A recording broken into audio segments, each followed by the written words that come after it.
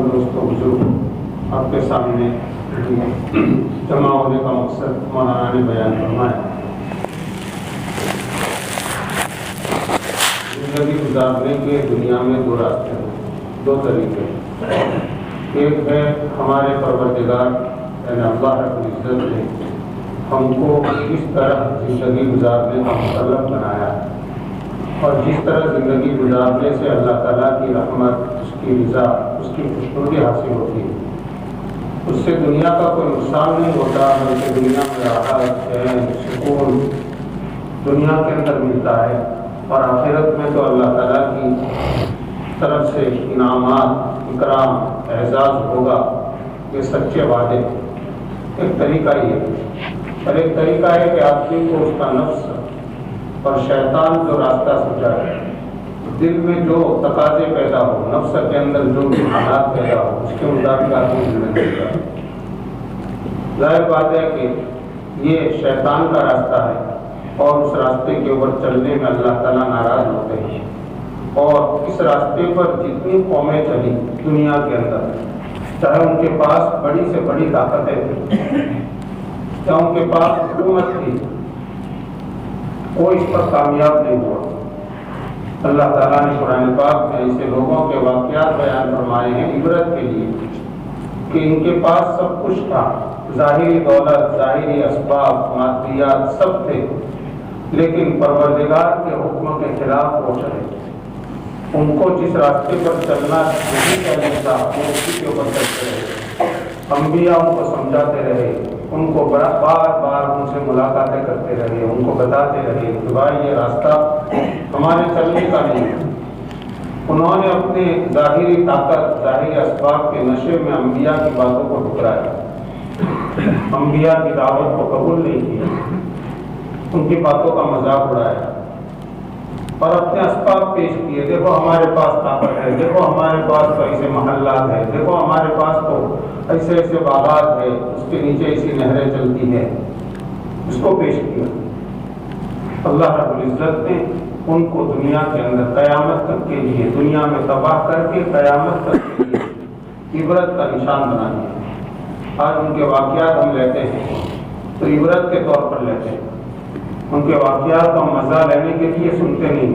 جو بھی ان کا واقعہ پڑھے گا قرآن پاک میں جہاں بھی بیان کیا گیا ہے، اس لیے تاکہ یہ امت اس سے سبق لے کہ ہمارے لیے بھی یہی ہے کہ ظاہری اسباب، ظاہری چیزیں، یہ تجارت، یہ زراعت، یہ سب کچھ اگر حلال طریقے پر ہے، لیکن اللہ رب العزت کے حکموں پر ہماری زندگی نہیں گزر رہی ہے، اس کی منشا کے مطابق نہیں گزر رہی ہے، تو ہم خطرے میں ہیں۔ اور اگر اللہ رب العزت کے حکموں پر ہماری زندگی گزر رہی ہے اس کی چاہت کے مطابق، تو چاہے ظاہری اسباب ہمارے پاس نہ ہو، چاہے آدمی افلاس میں، غربت میں زندگی گزار رہا ہو، چاہے اس کو روزانہ محنت مزدوری کر کے اپنا پیٹ بھرنے کا تھوڑا سا سامان مل جاتا ہو، لیکن وہ آدمی کامیاب ہے۔ دنیا والوں کی نگاہوں میں جس کو عزت کہا جاتا ہے، اللہ کے ہاں وہ ضروری نہیں۔ بس اس کی ہماری برادری کے اندر بھی برسوں پہلے جو ایک ذلت کا ایک ظاہری ماحول تھا، جہالت تھی، اعمال کی کوئی، عبادات کی کوئی، یعنی اس کا کوئی تذکرہ تک نہیں، عبادات کیا چیز ہے، کتنے فرائض ہیں، دین کے کتنے ارکان ہیں، پورے گاؤں میں، بڑے گاؤں میں کوئی جاننے والا نہیں۔ وہیں پیر صاحب کو مان لو، ان کو خوش کر لو، نظر و نیاز دے دو، یہی ہمارا دین ہے۔ اللہ رب العزت سے نظر کرم فرمائی حضرت مولانا محمد نذیر صاحب نور اللہ مرقدہ کشمیر سے، کہاں کشمیر، ان کے والد یہاں پالنپور میں آ کر رہ گئے، اور ان کے بیٹے نے علاقے میں محنت، اکیلے نے محنت۔ بتائیے اس وقت ان کو کتنی محنت کرنی پڑی ہوگی۔ کوئی ایک بیان کرنے سے کام نہیں چلتا تھا، اور بیان کرنے کا تو موقع ہی نہیں تھا۔ گاؤں میں مکھی، پیر کے خاص ایجنٹ کہ کوئی پیر صاحب کی منشا کے خلاف بول نہیں سکتا۔ ایک حاجی صاحب نے ایک گاؤں میں تقریر کرنے سے پہلے قرآن پاک کی ایک آیت پڑھی، اعوذ باللہ بسم اللہ پڑھ کر، تو ان کے اوپر تو پیر صاحب نے کتنا بڑا جرمانہ عائد کر دیا کہ مومن کو کیا حق ہے قرآن پڑھنے کا۔ یہ حال تھا ہمارا۔ اللہ رب العزت نے ہمارے اوپر بہت کرم فرمایا، بہت کرم فرمایا، محنت کرنے والے بھیجے، اور ہمارے بڑے بوڑھوں نے جہالت کے باوجود ان کی باتوں کو مانا، قبول کیا۔ مولانا نذیر صاحب رحمۃ اللہ علیہ نے ان کو جو بات بتائی دین کے نام پر، اس کو انہوں نے اپنے دل میں جگہ دی۔ ظاہر میں حالات آئے، بہت کچھ آئے، ان ماننے والوں کے اوپر بائیکاٹ کیا گیا، ان کی لڑکیوں کو طلاقیں دلوائی گئی، رشتے توڑے گئے، بہت سو کو ہجرت کرنی پڑی، سب کچھ برداشت کیا تھا، اس لیے کہ دین ہماری زندگی میں آئے، دین زندگی میں آئے، اس کے لیے انہوں نے ساری تکلیفوں کو برداشت کیا۔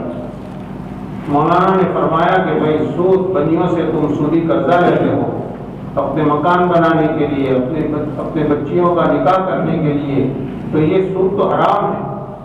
تو لوگوں نے بیاج سے نکلنے کے لیے جو کچھ بن پڑ سکتا تھا، بعضوں نے اپنے جانور بیچ کر، تو کسی نے کھیت بیچ کر سودی قرض، پورے سودی قرضے سے نکل گئے۔ اور ان بوڑھوں کا اتنا سود کے بارے میں ان کے دلوں میں اتنی قباحت بیٹھ گئی تھی۔ مولانا عبد الرحمان صاحب ہمارے دامت برکات سے فرماتے ہیں کہ وہ بیاج نہیں کہتے تھے، بلکہ اس کو تو پلیتا کہتے تھے، کہ پلیتا وہ ہاتھ نہ نکھا، یہ لفظ بولتے، یعنی اتنی برائی ان کے دلوں میں بیٹھ گئی۔ اس وقت علماء نہیں تھے، اتنے حفاظ نہیں تھے۔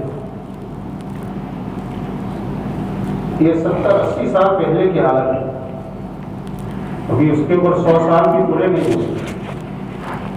بس اسی دین کی برکت سے اللہ تعالیٰ نے ہم کو دنیا کی بہت سی سہولتیں، دنیا کی روزی میں برکتیں، اور ہمیں کمانے کے بہت سے اچھے طریقے، عزت والے طریقے دے دی دین کی برکت سے۔ ورنہ ابتدا میں کہاں ایجوکیشن ہمارے پاس؟ اگر مولانا نذیر صاحب رحمۃ اللہ علیہ کی بات کے اوپر لوگوں نے لبیک کہا، اس کے بعد تو گاؤں میں مکتب مشکل سے شروع ہوئی، اس کے بعد بچوں نے قرآن پڑھا، لیکن بس دین کی دل کے اندر ایک قدر اور دینی مزاج انہوں نے بنا دیا۔ ہمارے بوڑھے باپ داداؤں نے بس یہ دینی مزاج بن گیا، اور مولانا محمد نذیر صاحب رحمۃ اللہ علیہ کا درد ایسا تھا کہ انہوں نے یہ پورے علاقے کے اندر، پورا بناسکانٹھا ضلع، پورے مہسانہ اور پٹن ضلع کے جتنے گاؤں، سابرکانٹھا میں ہمارے 11 گاؤں ہیں، ہر جگہ مولانا نے پہنچ کر بس یہ دین پہنچا دیا۔ میرے بھائی لوگ، جیسے جیسے حالات بدلتے جاتے ہیں، زمانے کے بدلنے پر احوال بدلتے ہیں، اور اسی طرح سے مزاج بھی بدلتا ہے۔ علم کی رونق ظاہر میں بہت ہے، چہل پہل، جماعتوں کی چہل پہل ہے، ماشاءاللہ، مدارس چھوٹے بڑے، کوئی گاؤں ایسا خالی نہیں جہاں علماء موجود نہ ہو۔ اس وقت جبکہ اللہ تعالیٰ نے ہمارے لیے دنیا کے اعتبار سے کچھ سہولتیں پیدا فرمائی، پہلے جو تنگیاں تھی، پہلے جو کمانے کے اعتبار سے، دنیا کے اعتبار سے ہماری جو حالت تھی وہ اب نہیں رہی۔ اب بچہ بھی اچھی طرح سے کما لیتا ہے، دھندا کرنا، بہت سے بالکل نوجوان اور اچھا خاصا بزنس چلا رہے ہیں۔ یہ صلاحیت اللہ تعالیٰ نے دی، یہ نعمت ہے۔ اس نعمت کی شکر گزاری یہ ہے کہ اس کے بعد ہمارا دینی مزاج تو باقی رہے، اس میں اضافہ ہو، کمی نہ ہو، کمی نہ ہو۔ آج سب سے بڑی دکھ کی بات جو ہے وہ یہ کہ سب کچھ ہے، لیکن دینی مزاج ہمارا رخصت ہوتا جا رہا ہے۔ بڑا ہو، چھوٹا ہو، مرد ہو، عورتیں ہو، جوان بچیاں ہو، بچے ہو، دینی مزاج دن بدن کم ہو رہا ہے۔ ہمیں محنت اس کی کرنی کہ بھائی ہماری عزت دین میں ہے، دینداری میں، یہ بات ہر ایک کے دل و دماغ میں بیٹھ جائے، اور دین کے نام پر پھر جو بات کہی جائے آمنا و صدقنا، اچھا مسئلہ یہ ہے، اب میں نہیں کروں، اچھا یہ درست نہیں ہے، میں اس سے اپنے آپ کو بچاؤں۔ آج ہم بیان کراتے ہیں، ماشاءاللہ، ساتھی آ کر بات کرتے ہیں، دین کے نام پر بات کرتے ہیں، لیکن ہوتا یہی ہے کہ وہ ہمارے سر کے اوپر سے گزر جاتا ہے، دل اس کو قبول نہیں کر رہا۔ دل قبول نہیں کر رہا. ابھی شادیوں کا موسم آئے گا, محنتیں ہوگی. ہر بچے کی جس کا نکاح ہونے والا ہے, لڑکے کی ان بچیوں کو پردے کے ساتھ بٹھا کر ان سے باتیں ہوتی ہیں, لیکن مسئلہ یہ ہے کہ یہ بات دل کے اندر اترے. دل کے اندر اترنا اس کے لیے ضروری ہے کہ ہمارا دل دین کی اتنی اہمیت رکھتا ہو کہ بھئی دین میں ہی ہماری عزت ہے, دین کے اوپر چلنے میں, دینی طریقے پر ہمیں نکاح کرنے میں, رخصتی کرنے میں برکت ہے. اس کے بغیر ہم کو برکت حاصل نہیں ہوگی. اس کے بغیر ہمارے کاروبار سے ہم کو چین اور سکون نہیں ملے گا. یہ بات ہر ایک کے دل و دماغ میں بٹھانی. دوسری بات جو اسے ابھی مولانا نے بتایا کہ ہم بیان کراتے ہیں یا اعلان کرتے ہیں مسجد میں کہ بھائی فلاں جگہ پر ایک طرح کا فتنہ ہے, وہاں ہمیں نہیں جانا. اب یہ جن کو سنانا ہے وہ تو مسجد میں حاضر نہیں ہے, جن عورتوں کو سنانا ہے وہ مشورات کی تعلیم میں آتی نہیں ہے. اس کے لیے ضروری ہے کہ ہم اپنی انفرادی محنت پر ملاقات جاری رکھیں. ہماری اصلاحی جماعت کے ساتھیوں کا یہی کام ہے, وہ صرف ہم بیان تک اگر رکھیں گے تو ہمارا کام مکمل نہیں ہوگا. ہم جو بات گھر گھر پہنچانا چاہتے نہیں پہنچے گی. پھر یہ ہوگا کہ شادیوں کا موسم چلا گیا, کچھ رخصتیاں اچھی طریقے پر ہوئی اور بالکل سادگی کے ساتھ ہوئی, اور کچھ ایسی ہو گئی آئندہ اس پر محنت کریں گے. جس کی ہو گئی اس کو تو ہم کچھ کہہ نہیں سکتے. اب بس یہی بات مرتبہ آتی ہے. نہیں, ہر گھر میں بات پہنچے, ہر ساتھی کی ملاقات ہو. اس کے لیے ہمیں تھوڑی قربانی دینی پڑے گی, اور یہ ہماری قربانی بھائی اور آئے گا نہیں جائے گا. سورہ اعراف میں اللہ رب العزت نے بنی اسرائیل کا ایک واقعہ ذکر فرمایا. ہم جانتے ہیں بنی اسرائیل کو جو نبیوں کی اولاد تھی, نبیوں کی اولاد, ان کے اندر اللہ تعالیٰ نے ہزاروں کی تعداد میں نبی بھیجے. بعض ایسے موقع تھے کہ ایک ایک بستی کے اندر ایک وقت میں 2-3 نبی موجود ہیں. انبیاء کا کتنا اونچا مقام. ان کا سب کا نسب نامہ حضرت یعقوب علیہ السلام پر پہنچتا ہے. حضرت یعقوب علیہ السلام کے والد حضرت اسحاق نبی, حضرت اسحاق علیہ السلام کے والد حضرت ابراہیم خلیل اللہ نبی, اتنے بڑے پیغمبروں کے اولاد. اللہ رب العزت نے ان کو ایک حکم دیا تھا. جیسے ہمارے لیے جمعہ کا دن بہت محترم ہے, ان کے لیے سنیچر کا دن محترم تھا, اور سنیچر کے دن کے احترام میں ان کے اوپر یہ حکم تھا کہ سنیچر کے دن تم شکار نہ کرو. سمندر کے قریب رہتے تھے تو سمندر کی مچھلیاں پکڑتے تھے روزانہ. ان کو کہا جاتا تھا کہ سنیچر کے دن مچھلی پکڑنے سے اپنے آپ کو بچاؤ, یہ تمہارے اوپر فرض ہے. تو بنی اسرائیل نے اپنی ٹیڑھی طبیعت کے مطابق کچھ لوگوں نے ڈھیلے اس میں نکالے. سنیچر کے دن دیکھا کہ مچھلیاں خوب اچھل رہی ہے, کیونکہ شکاری قریب نہیں جاتے تھے, جال نہیں ڈالتے تھے. تو ان کے دلوں میں یہ ہوا کہ اوہ اتنا اچھا شکار ہے. تو بادشاہ نے اس میں ہیلا نکالا کہ مچھلی کوئی دم کی طرف میں رسی وغیرہ اس کو پھنسا کر زمین کے اندر رسی گاڑ دیتے تاکہ وہ مچھلی پانی میں رہے سنیچر کے دن, اور اتوار کی صبح کو پھر اس کو نکال دیتے. اس نے ہلا تو سنیچر کے دن ہی اختیار کیا. یہ بھی غلط تھا. حرام کو کرنے کے لیے ہیلے تدبیریں اختیار کرنا یہ تو بہت بڑی جسارت ہے. آدمی حرام پر جا رہا ہے لیکن اس کے لیے پھر تدبیر ایسی اختیار کر رہا ہے کہ حرام نہیں رہا اس کی نگاہوں میں. پھر کچھ لوگوں نے اور آگے جرأت کی, کہا کہ چلو شکار ہی کر لیتے, سنیچر کو شکار کرنا شروع. ایک جماعت ان میں ایسی تھی جو اس کو برا سمجھتی تھی کہ لوگ غلط کر رہے ہیں, اور نبی نے اس زمانے کے نبی نے ان کو سمجھایا اور ڈرایا, دیکھو اللہ کا یہ حکم ہے, اس کے خلاف کرنے میں اللہ کا عذاب آئے گا. اور پچھلی قوموں کے واقعات بتائے, اس لیے دوسرے لوگ اس سے بچے ہوئے تھے, لیکن وہ ان کو سمجھا کر پھر تھک گئے, سمجھانا چھوڑ دیا کہ کون ان کے پیچھے محنت کرتا ہے. ایک جماعت تھی جو اللہ کے حکم کی خلاف ورزی کر رہی ہے, دوسری ایک جماعت تھی جنہوں نے ان کو سمجھایا, اور سمجھانے کے بعد ان کو دیکھا کہ سمجھ نہیں رہے, مان نہیں رہے, تو سمجھانا چھوڑ دیا, مایوس ہو گئے.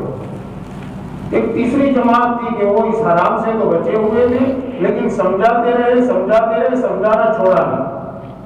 تو یہ جو دوسری جماعت تھی جو مایوس ہو گئے تھے، انہوں نے ان تیسری جماعت سے جو سمجھانے میں لگے ہوئے تھے ان سے کہا کہ بھائی ان کو نصیحت کیوں کرتے ہو، ان کے پیچھے کیوں اپنا وقت خراب کرتے ہو. اب یہ مانتے نہیں ہیں تو یا تو اللہ تعالیٰ کے عذاب سے سب برباد ہو جائیں گے، یا اللہ تعالیٰ ان کو کسی طرح سے کسی طرح کی ایسی سزا دیں گے جس کے بعد پھر وہ مانیں گے. ایسا ان کو کہا.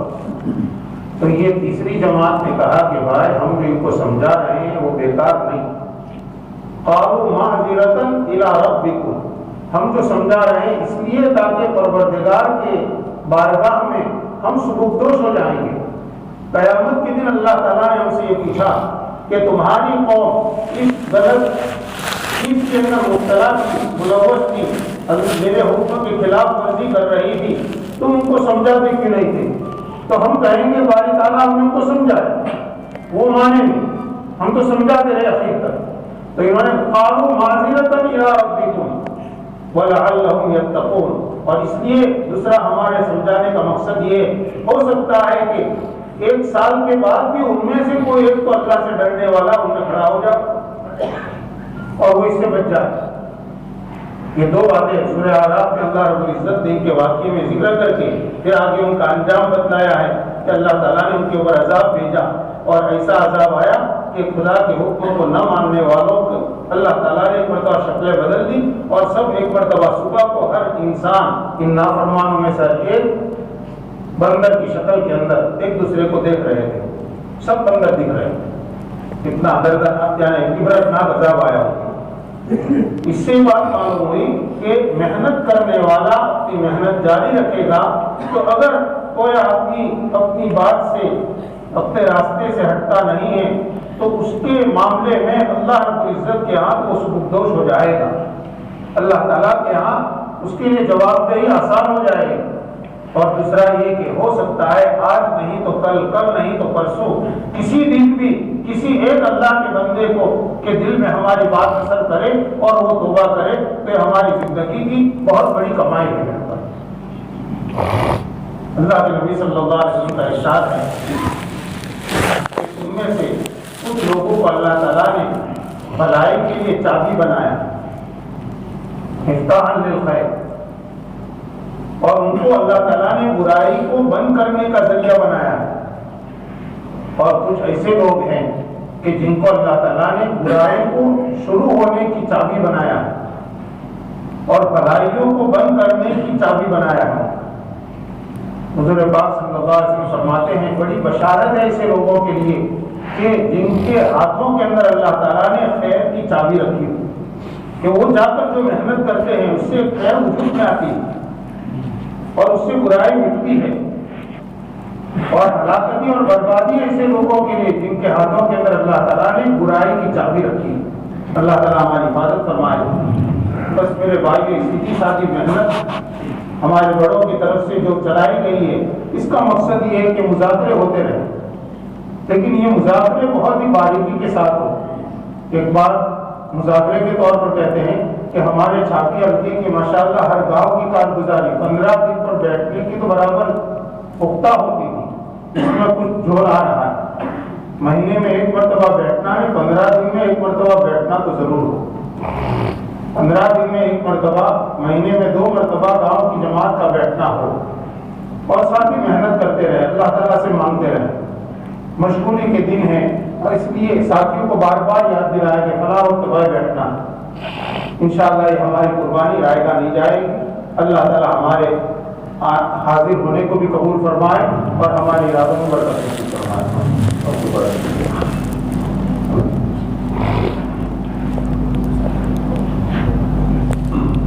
ماشاءاللہ فتح گڑھ کے ساتھی سارے حاضر ہیں. مولانا جیسے شروع میں فرمایا کہ ہماری اصلاحی جماعت ہے لیکن اس میں کچھ ساتھی کمزور بھی ہے، بوڑھے ہیں.